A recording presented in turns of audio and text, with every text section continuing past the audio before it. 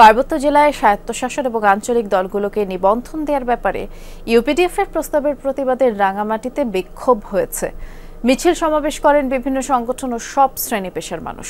স্বায়ত্তশাসনের প্রস্তাব পাহাড়কে বিচ্ছিন্ন করা এবং দেশের নিরাপত্তার প্রতি চ্যালেঞ্জ বলে মন্তব্য করেন এই কর্মসূচিতে অংশগ্রহণকারীরা। শ্রীলঙ্কা আবারও রপ্তানিতে শীর্ষে। সকালে রাঙামাটি পৌরসভা চত্বর থেকে বের করা বিক্ষোভ মিছিল বনরূপা সিএনজি স্টেশনে গিয়ে শেষ হয়। পার্বত্য চট্টগ্রাম ছাত্র পরিষদ আয়োজিত এই কর্মসূচিতে অংশ নেন বিভিন্ন শ্রেণী পেশার মানুষ। পরে অনুষ্ঠিত বিক্ষোভ সমাবেশে বক্তারা বলেন, সম্প্রতি জাতীয় ঐক্যমত্য কমিশনের বৈঠকে পাহাড়ের আঞ্চলিক দল ইউপিডিএফ এর মুখপাত্র মাইকেল চাকমা পাহাড়ে পূর্ণ স্বায়ত্তশাসন দেয়া এবং আঞ্চলিক দলগুলোকে নিবন্ধন দেয়ার যে প্রস্তাব দিয়েছেন তা অযৌক্তিক। তিন পার্বত্য জেলা একটা আলাদা একটা দেশ করার জন্য পরিকল্পনা বাস্তবায়ন করার জন্য এটা করতেছে। স্বায়ত্তশাসনের নামে এই তিন পার্বত্য জেলাকে আলাদা করার জন্য ষড়যন্ত্র করতেছে।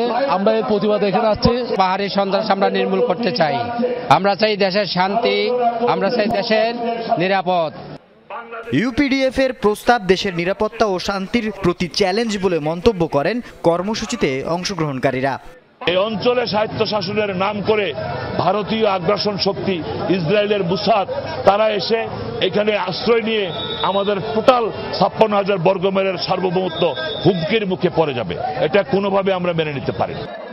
স্বায়ত্তশাসনের নামে পাহাড়ি আঞ্চলিক দলগুলো পাহাড়কে বিচ্ছিন্ন করার ষড়যন্ত্রে লিপ্ত অভিযোগ করে স্থানীয়রা এসব সংগঠনের সন্ত্রাস চাঁদাবাজি বন্ধে কঠোর পদক্ষেপ গ্রহণের দাবি জানান।